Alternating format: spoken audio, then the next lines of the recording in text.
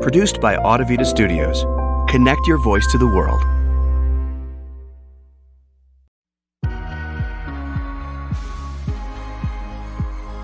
When you hear the phrase soft as steel, what do you think of? While the word steel might conjure up images such as massive high-rise buildings, where does the soft part come in? And what exactly does this mean in our work and in our lives? Welcome to the Soft as Steel podcast with your host, Dennis Doran, featuring engaging conversations with a wide range of industry leaders around soft skills, how we practice love, inclusion, social justice, and compassionate leadership that's everlasting in the workplace. And now, here's Dennis Doran. My guest today is Jonathan Goldhill. In 2000, Jonathan founded the Goldhill Group. His firm provides business advisory, coaching, consulting, leadership development, and meeting facilitation to owners and leaders in growth-oriented, family-owned, small and medium-sized businesses, which pretty well describes a big chunk of the construction industry. I just thought I'd add that thought right there. Jonathan's a seasoned professional with extensive background and experience in sales, marketing, operations, business management, financial management, and leadership development. His firm guides leaders of companies to increase revenues and profits, improve organizational effectiveness, build better teams, create added enterprise value, and improve the quality of people's personal lives and personal fulfillment.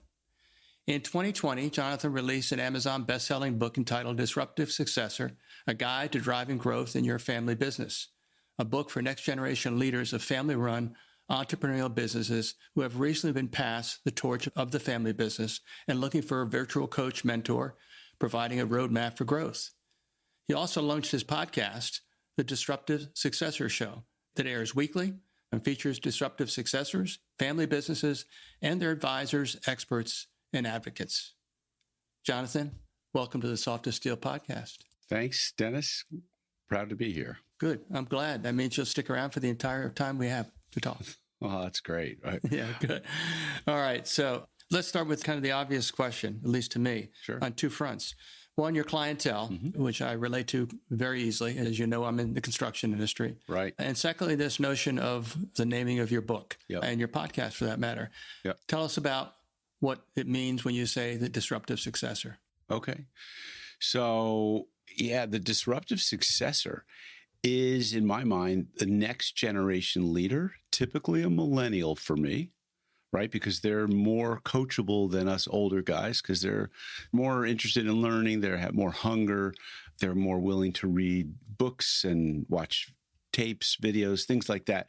So they're usually a next generation leader, typically a millennial, in a family business, in very much unsexy industries, Dennis. So largely I've been serving construction companies, many, many years working with landscape companies, but also a smattering of electrical contractors, plumbing contractors, HVAC contractors. And I guess you'd call these the specialty trades, but also working with manufacturing companies, also working with real estate, property management, service type companies.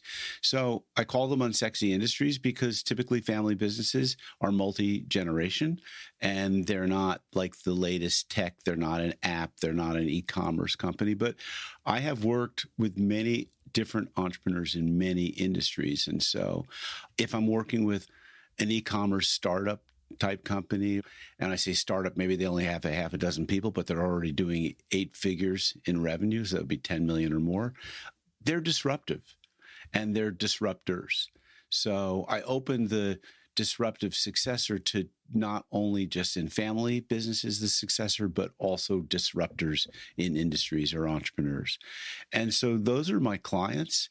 And I wrote that book and started the podcast so that I could refine my audience and my niche from all the other business coaches that are out there. Because when I first started business coaching in 2003, a lot of people didn't know what a business coach was. And I had to use the analogy of a sports coach.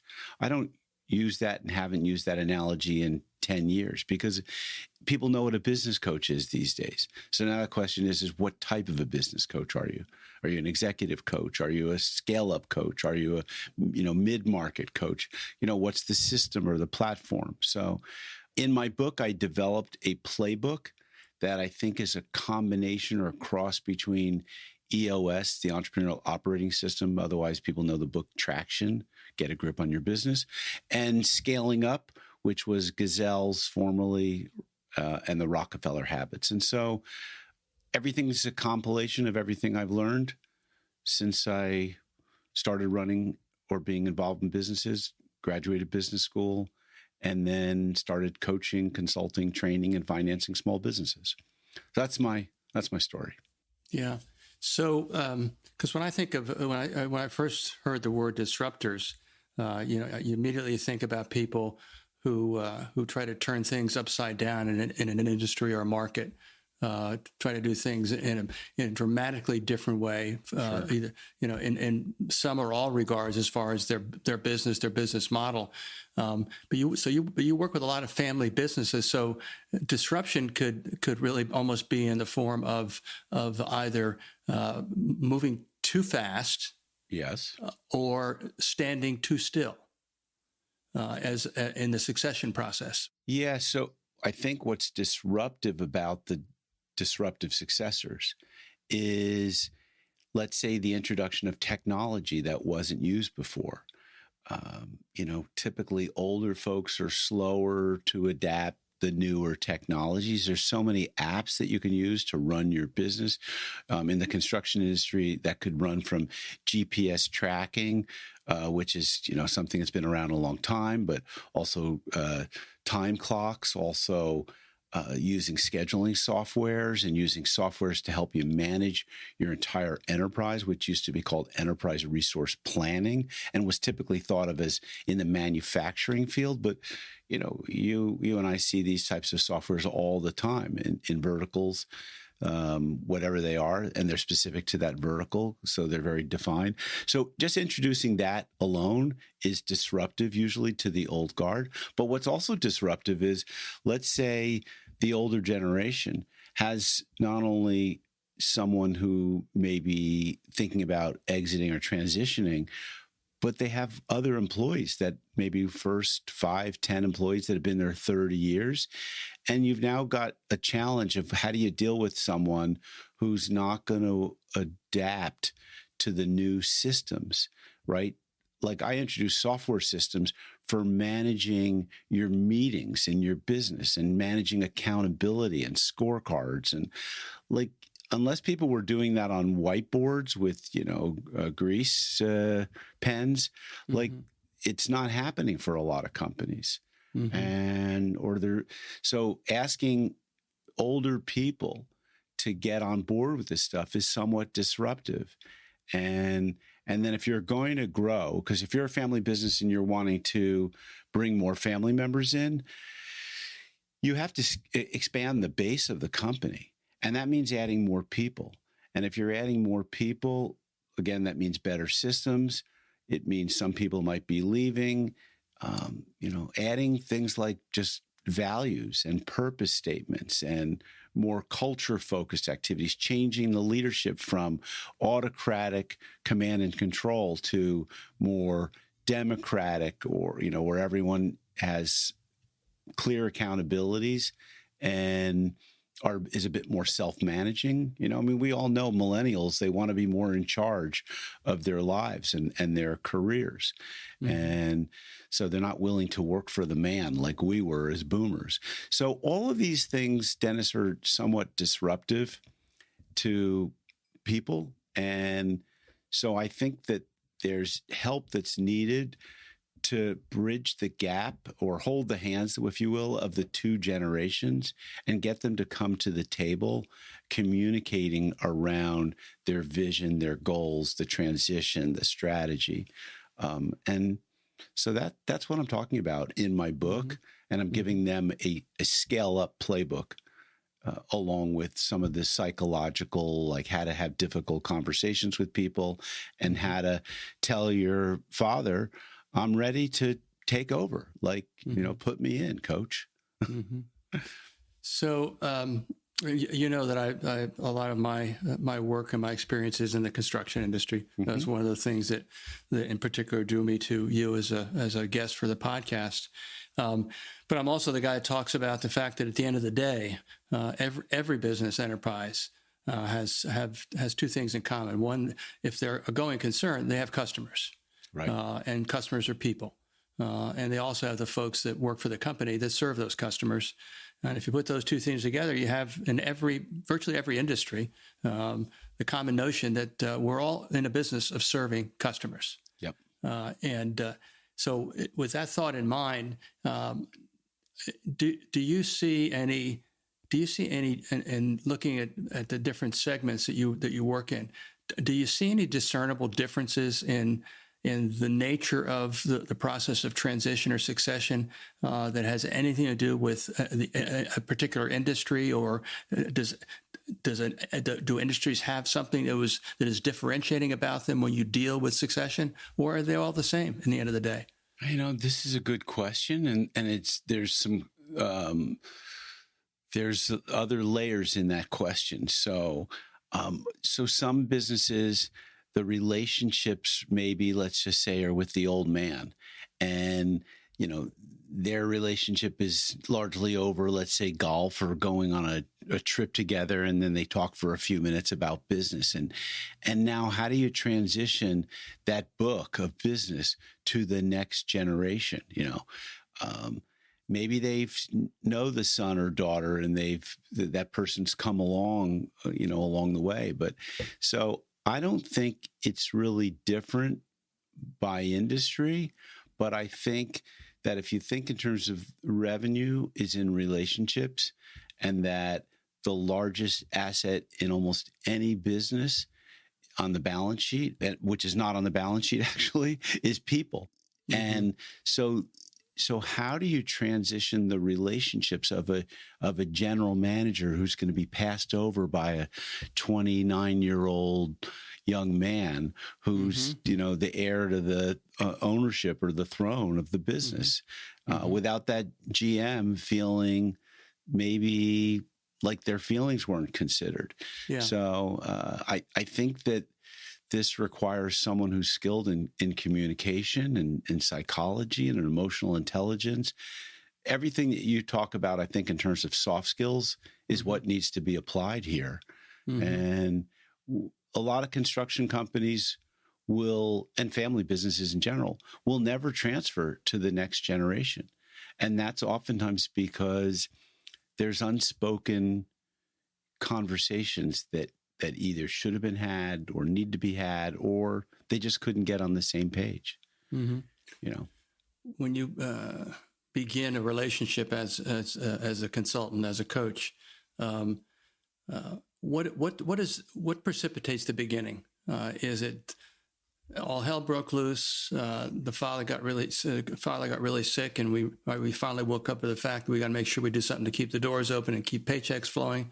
What are the triggers for that transition or succession from the boomers to the millennials, which is probably the predominant succession pattern that takes place? What are the triggers? So for me, and I think it could be that and other things, but for me, and maybe it's because I'm writing and speaking and communicating on social media, oftentimes to that younger generation, I'm getting the younger generation coming to me and saying, hey, I saw your book, or hey, I was referred by another guy in like a peer group. And what I want to do is I want to take over the family business, and I feel like I need some leadership development. I need some help. I need a roadmap. I need someone to help me talk to my dad and make sure that he's comfortable, because I don't want to upset things. I find that when it's the other way around, when the father's reaching out to me, it's usually, hey, I'd like you to work with my son. I'm not sure he has what it takes. Mm-hmm. And I have questions about that. And could you work with him and see if he seems to have what it takes? Because there's a lack of confidence from the father to the son. And so I see that as common. Very rarely do I get called in by a banker or a family member that says, hey, we have someone who's really sick or just died, and another family member is now in charge and doesn't really know how to run the business. I mean, So a banker many years ago called me into a company that was a large painting contractor where the man running the business passed away and the wife inherited it. And here she was sitting with a $20 million business. She didn't know how to run. So, so there's all different reasons why someone might get called in. And oftentimes they just need, as you know, an outside perspective that has some like solidness to them in terms of experience and can read the situation well and help them to get a roadmap or a plan to move forward. The companies you work with, I would assume, are interested in having you involved because they do want to perpetuate the business. Yes. Not because so these are people that want to continue in the business. They're not looking at alternatives. Well, we could go forward, or we could do this, or we could do that. They're pretty much committed to succession. Well, so again, this is only the new focus of my business since 2020 or maybe 2019. So I'm still attracting entrepreneurs. I just got a call today it's not a family business, but the two boys that are running the business, one left the father's business, and because they wanted to take the whole business and do it as an e-commerce company online instead of like a wholesale distribution company that was local. So that was disruptive. But I think, there's a lot of different reasons why people contact me. I mean, a few years ago, I got contacted by an owner of a logistics and warehousing company, and he was hoping that we could put some new systems in place in his business because he was kind of burnt out. He felt like he was just working too hard and doing too much.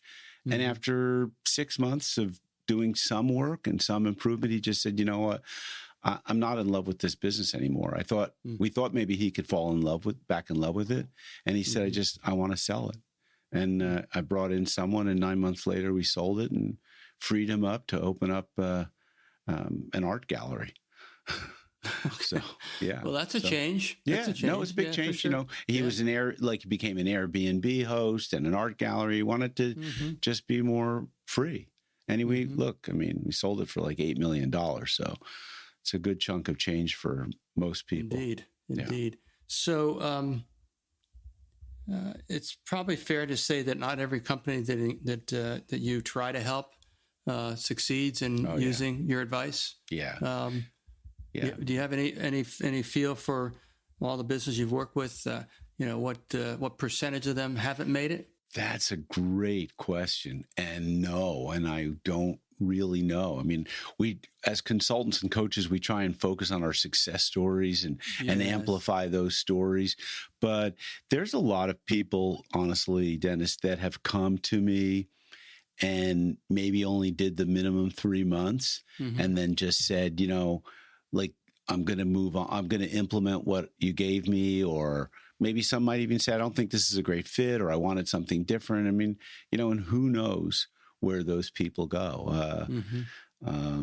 There's companies many years ago that I worked with that I know went out of business. And that's because we were running an economic development firm and we were offering free counseling and entrepreneurial training. And, a lot of those businesses were a statistic that they just didn't survive past 5 or 10 years. I'm asking obviously a lot of questions about the companies you work with. What are you finding in terms of companies that are in their succession? The successor is not the father, not the brother, but the mother or the sister. In other words, a woman's successor. How many of those situations are you seeing where the candidate or the choice to succeed and continue the company is a woman? I mean, only one right now that I can think of that I worked with in the last 5 years. I think 80% or more of my clients are male. And, look, the construction industry is largely male. And she was in the roofing industry. And her father started the company. And honestly, she jumped into the business to help her father because her father was an artist who really wanted to get back into the studio, just doing art. I mean, the roofing was how he made his business, his living. And he did it with his brother, and they had a falling out. So they had two separate companies that were competitors in a small town. And the daughter came in to help save the business. And she was a school teacher, an administrator before that. So I don't see too many women entrepreneurs. The statistics aren't great for women. I mean, maybe more women are forming businesses than men these days, but the dynamic, certainly in the construction industry and of companies that are 5, 10 or more $1 million a year, 9 out of 10 of them are run by men. So it's my reaction to that, my comment on that is the same as it always is, and I think that's unfortunate. So unfortunate. Yeah. Women, I think, can be great business leaders because they're emotional and maybe this is, I don't know if I have the data to support this, but typically their leadership styles, their emotional intelligence is going to be greater, and they are more inclusive. They're more team players. So all of that.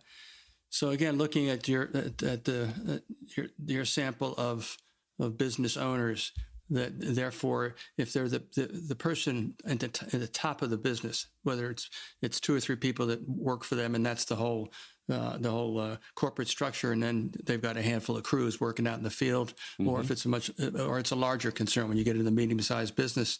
What are the qualities that you see in your clients' leaders that you can attribute to that it's because of this or this or this that they are succeeding? What are the qualities of the successful leaders in your companies? Yeah, so, it's a good question because I have this dog-eared on my book, page 34, on a list of 12 questions. The answers, which mostly yes answers, means that you're coachable. And so the types of questions that I'm asking, I think, are predictors of how successful the client that I'm working with is going to be. And it's about, the questions are around approachability, receptivity, curiosity, humility, trustworthiness, open to learning, objective, not defensive, seeking out feedback, seeking out criticism, investing in their professional development. These are all characteristics of what I think are my best clients. I would argue they're probably your best clients as well. Without those, then people are prone to, I remember it was T. Harv Eker, the author of The Millionaire Mind, I think. He said the 3 most dangerous words in the English language are, I know that. Because when you say, I know that, you stop all learning, all possibilities, because you've already figured it out. And that's the opposite of listening. People who know how to listen are my best clients.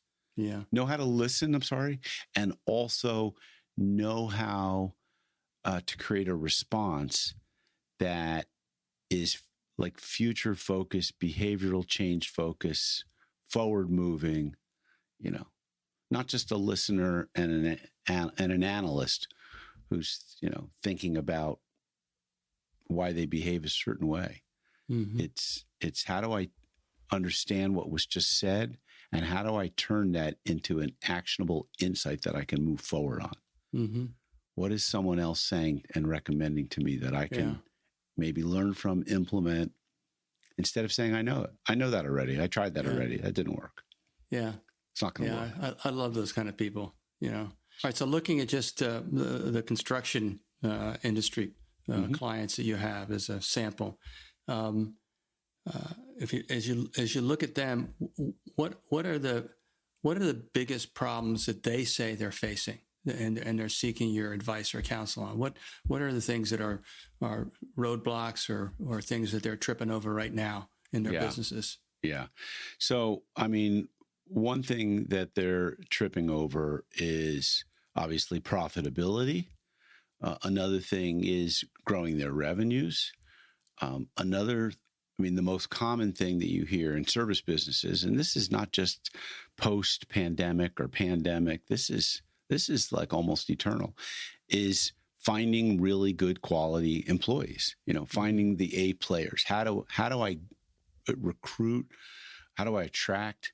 How do I retain A players? I mean, most of them don't even know what an A player looks like, or never thought about it. And they're not equating that to profitability and revenue generation, which they should be, because, right, an A player team will execute much better than a B or C players, and profitability will be proof in the pudding. But the other thing that oftentimes people come to me is a lack of process. They don't know how to get themselves out of the trivial many things. They don't know how to delegate so they can elevate themselves. They don't know how to get out of the weeds in their business. And so having a coach, a mentor, someone who will push them, take them out of their business for an hour a week, or a couple of days every quarter, and have them start really thinking and planning out their business. This is, I think, super valuable to people. And so I'm not sure if I grasped the question and answered it properly, but I'm sure that you did, and then you proceeded to answer it. So I think we're in good shape so far. So what do you think as you look around the landscape? What do you think are the most challenging issues? Let's set aside the resource issue, the people issue for a moment. What are the other things that are causing difficulties or difficult times for all kinds of business enterprises, particularly probably the lion's share of your customers, which are described or defined as being small businesses? Yeah. I don't think, because there's so many elements here. So I just was talking about process, right? And the fact that they might not have good standard processes that would allow them to step away from the business and have the business continue to run itself in that person's absence, in the absence of their daily presence or daily problem solving. That's one thing. The other elements, I think, are, and we talked about the people, that's a major element. The other thing is having a plan, having a vision. Where are you trying to take your business? What does it look like? What would it look like if it was 2 to 10x the size?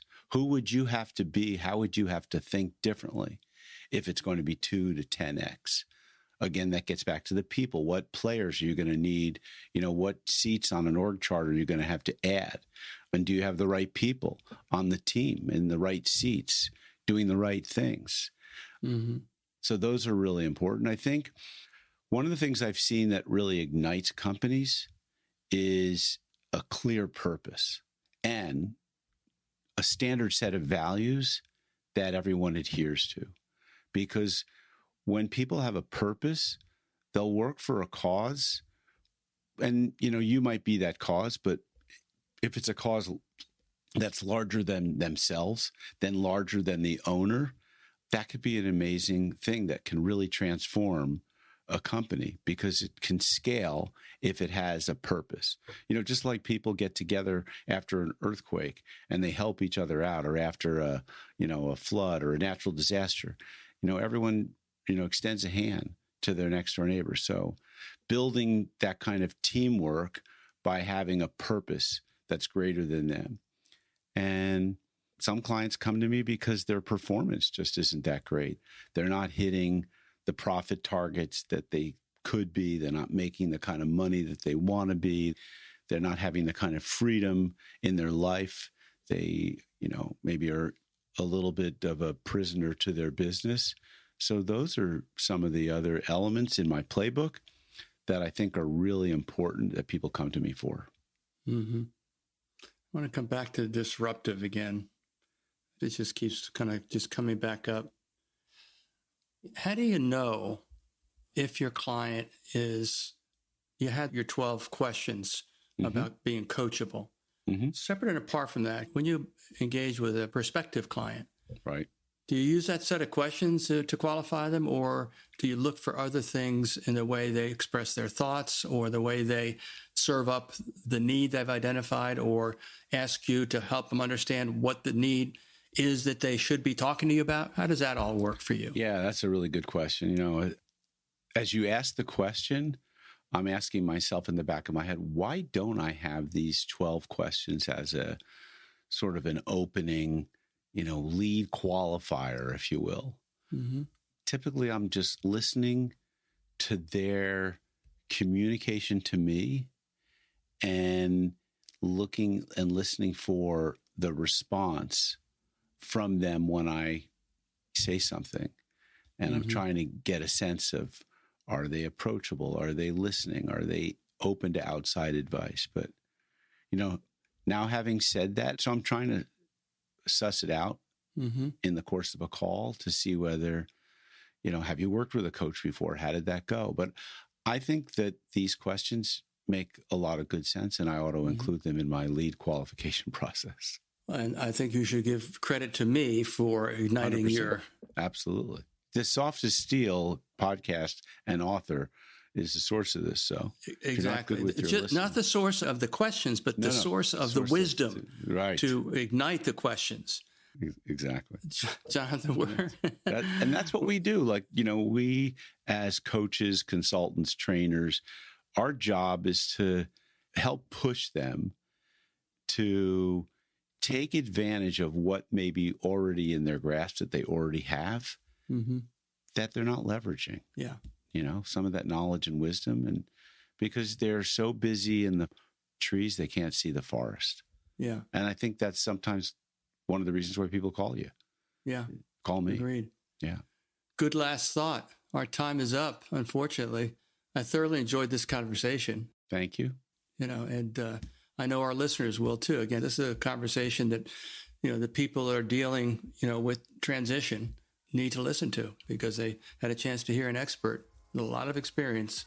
I'm sure this episode will get some good listens from folks. So thanks very much for being with me today on the Soft as Steel podcast. Thanks, Dennis. Thanks for joining us today for this episode of the Soft as Steel podcast with your host, Dennis Doran. Dennis is the author of Soft as Steel and a leading speaker and trainer for organizations across many industries and verticals. To learn more about the work Dennis is doing to activate soft skills in the workplace, contact him at DennisDuranSpeaking.com. Be sure to check out his book, Soft as Steel, on Amazon or wherever books are sold. You can subscribe to this podcast on iTunes or wherever you'd like to get your podcasts. And please remember to share this episode with your friends, colleagues, and anyone you feel would benefit from the conversation. We'll see you next time on the Soft as Steel podcast with Dennis Doran.